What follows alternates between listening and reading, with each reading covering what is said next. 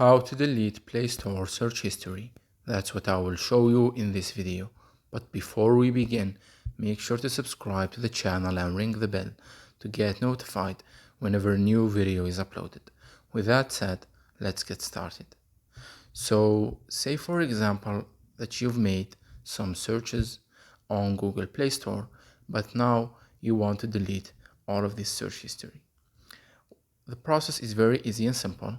All what you need to do is, from this home page, click on the profile picture or icon at the top right corner, then click on settings, then click on general, and here you want to click on account and device preferences.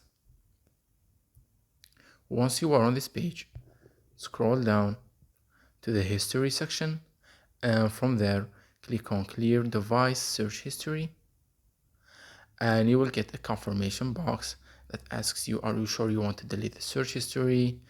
And it will tell you what will happen once you do that. Click on clear history to confirm. Now, as you can see, it tells you at the bottom that the search history has been cleared. So let us go back to check. And as you can see, the search history has been cleared. It's that easy and simple. So that was it for this video. That's how you can clear the Google Play Store search history. If you have any questions, please leave them in the comment section down below. With that said, see you in the next video.